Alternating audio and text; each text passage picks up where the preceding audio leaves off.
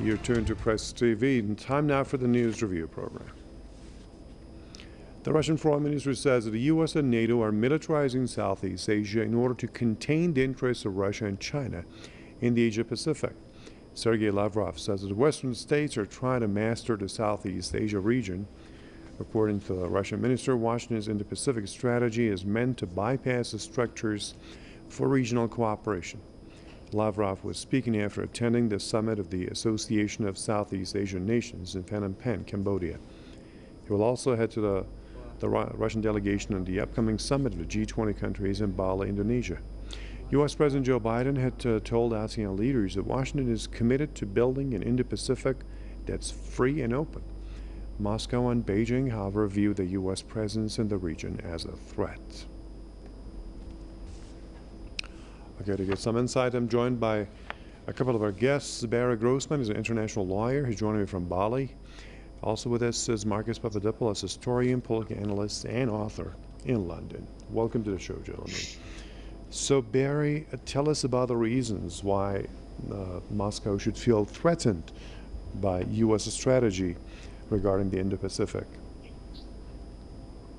Well, look, it's no secret that the neoconservative document written in the year 2000, Rebuilding America's Defenses, has become the blueprint for U.S. foreign policy. And that document calls for essentially the militarization of everything, including space proper, cyberspace, the economy, the ability for the U.S. to fight multiple simultaneous wars on different fronts, and on it goes.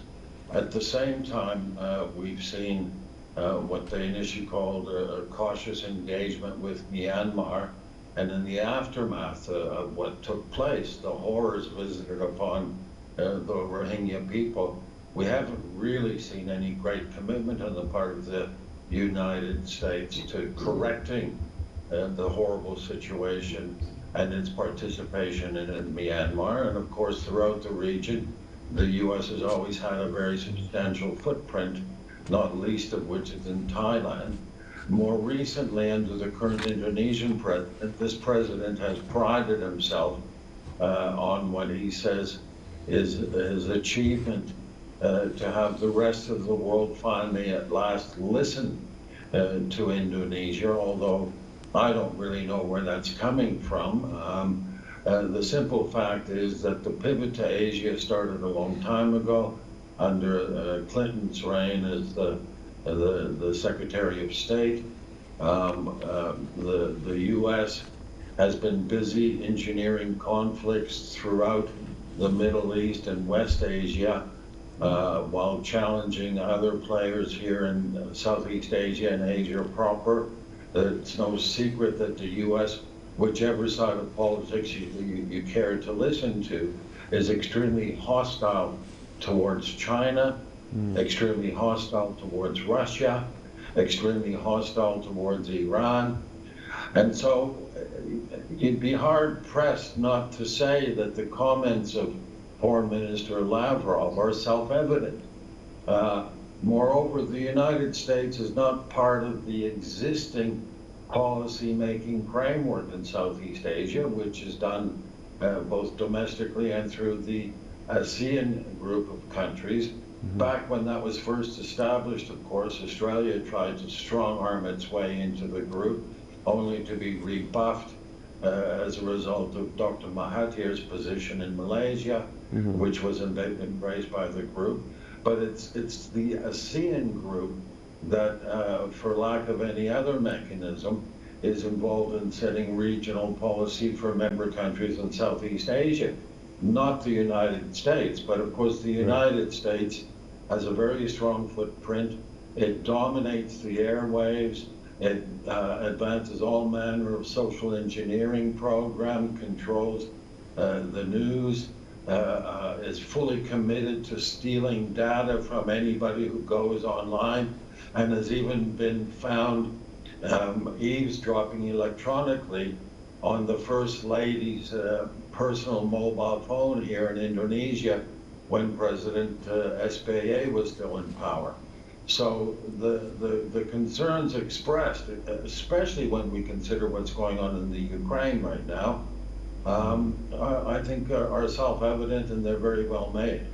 In the meantime, for those of us who live here in Violet, we're stuck with the usual traffic snarls and chaos which accompany these frequent events. Of course, what will or will not happen as a result of the G20 meeting has largely already happened, and we're now to the formality stage of having heads of state come and put their seal of approval, as it were, on it for the benefit of the public. It's a public relations exercise. Okay. Now, Marcus, as Barry also mentioned, this is Southeast Asia, okay, where the U.S. doesn't belong. So in the first place, why should the U.S. feel, as President Biden puts it, committed to building, in his words, an Indo-Pacific which is free and open?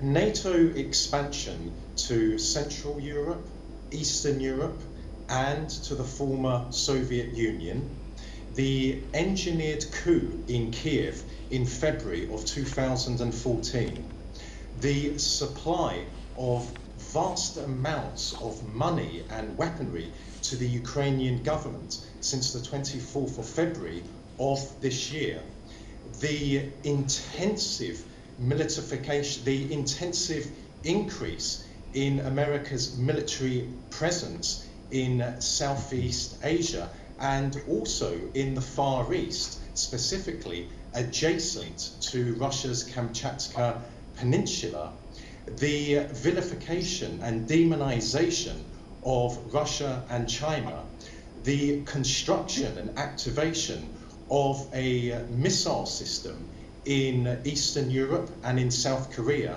which can also be made offensive, is all designed to preserve and strengthen American global hegemony. The Americans do not wish to live in a world where they have to share power with other countries, such as Russia and China. So that is why the Americans are intensifying their military presence in Southeast Asia and specifically in the South China Sea. Furthermore, the Americans are increasing their political and military assistance to Taiwan, which of course under international law is a legitimate part of the People's Republic of China. So that is why the Americans are so very active in Southeast Asia and also, as I said moments ago, in Eastern Europe. Washington understands that the only two countries which can challenge successfully American global supremacy is Russia and China.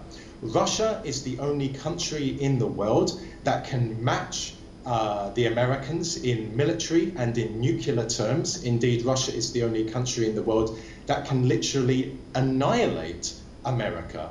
And at the same time, China is the only country in the world which can economically challenge America.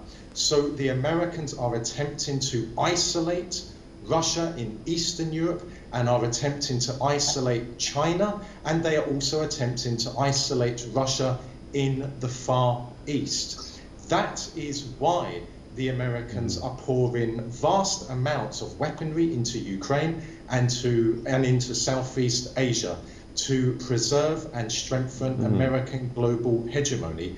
But the reality is that a multipolar world is on the horizon. Yes, America will continue to be a superpower. American influence across the world will continue to be formidable, but new centers of power are emerging. That doesn't mean that in Southeast Asia all will be harmonious. No, there is tension between China and India. There is tension between China and Vietnam. And of course, Vietnam and India are very close friends and allies to the Russian Federation. Nonetheless, the day that America loses its influence in Southeast Asia will be the day when a greater degree of peace and stability is ushered into Southeast Asia. Okay. Longest reasons for America wanting to boost its hegemony worldwide, especially in Southeast Asia. Thank you very much for that. Barry Grossman, international lawyer in Bali. Marcus Papadopoulos, historian, political analyst, and author in London. Thank you for watching this episode of the News Review on Press TV.